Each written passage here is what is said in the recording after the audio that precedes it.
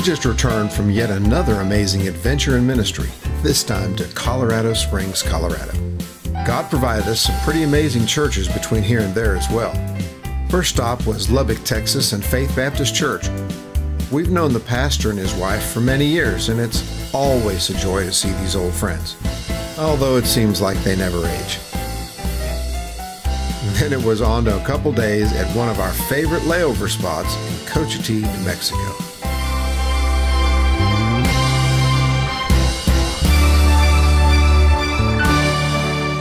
We met up with some friends and ministry partners for an overnight in Pueblo, Colorado, then on to Glen Erie for a weekend conference in Colorado Springs. Arriving at the Navigator's Castle, we were stuck in this room. It was tough, but we endured. Then once again we shared in speaking, breakouts, leading worship, and small groups with another 100 moms who have shared a loss similar to ours. Having a chance to share in these lives of fellow journeyers is a blessing that is difficult to explain. I've described it as 3 years of pastoral counseling packed into 3 days. Finishing up on Sunday morning, we spent the night with Stan and Arlene, friends from Texas who recently moved to the Colorado Springs area. I attended their church on Sunday evening and played the piano a bit. Stan, incidentally a KSM board member, took us to breakfast on Monday morning and shipped us on down the road for some R&R, one of the real perks of travel. A gorgeous drive across the mountains of Colorado delivered us to a beautiful area where we enjoyed Mesa Verde National Park and the Durango-Silverton Railway. Wow, what a patchwork of God's beauty.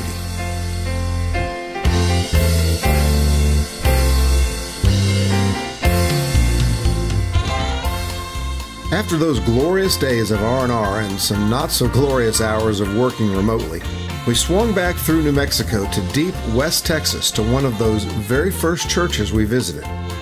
They in no small part helped launch the ministry that we just completed, and will soon do all over again. We took some of our great friends to supper, and guess what?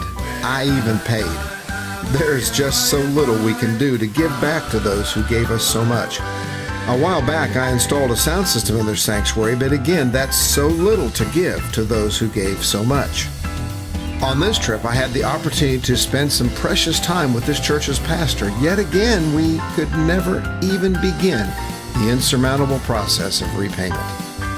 On Sunday morning, I led worship, shared stories, and gave this congregation the best I had for the better part of 2 hours. I found it true that you can never outgive God. Once again, I was taught a humbling lesson. It seems that you can never outgive Ashmore either.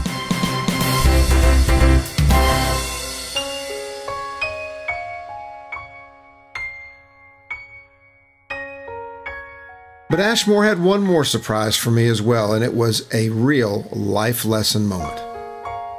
I'm not sure if you ever read my One Crappy Day blog, but in case you haven't, I've reposted it here.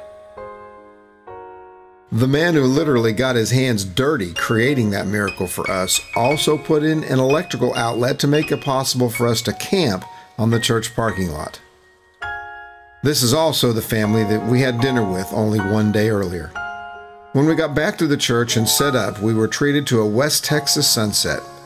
And at the risk of offending some dear friends and family, East Texas sunsets don't hold a candle to West Texas sunsets. You can just see for miles. Already nearly dark before I headed into the RV to get some sleep and prepare for that Sunday morning, I took this photo of one of those beautiful sunsets. Remember, this church is completely surrounded by cotton fields. The one framing the front of this shot is owned by a member of this congregation. On Sunday morning, when I opened the door of that little RV to head next door to the church, I discovered that the cotton field had now changed color from white to a blazing yellow. 2022 held record droughts in many areas of Texas, including this one. That drought destroyed the early planting of cotton, and rather than give up, that resourceful farmer planted a sea of sunflowers instead. And therein lies the lesson. When circumstances in our lives stop our plans dead in their tracks, we have a choice to make. Do we sit down, fold our head into our hands, and just give up?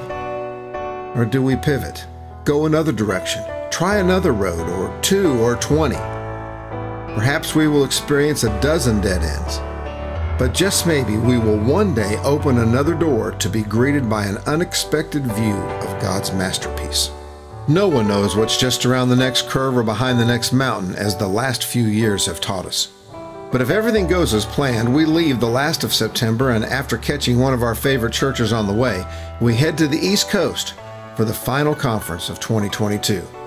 Then it's back home and full tilt into music creation for a packed Christmas concert calendar. But then again, who really knows?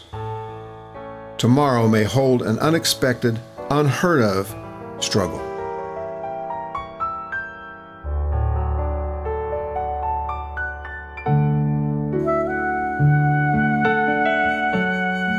Each conference has some unique features. Colorado was no exception. This event was themed around eagles. On Friday night, a sculptor created an eagle from clay in real time as we all watched, mesmerized. She shared interesting facts and scripture verses, making pertinent spiritual applications, especially as to how God covers us with His feathers. Each parent was encouraged to create their own feather. On the feather, we were to write our child's name as well as the date they left their earthly bonds. Here's ours. Then she took all of those feathers and attached them to the body of her creation. She then finished her perfect feathers in such a way that they covered our messy ones and beautifully illustrated Psalm 91, verse 4.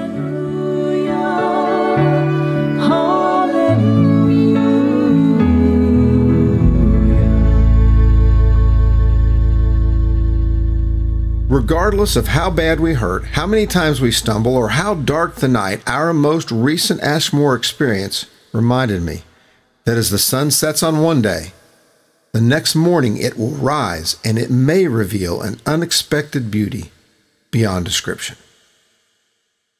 If we remain faithful to Jesus, regardless of the journey, we too can one day experience the beauty of an eternal morning when we hear those words, "Well done."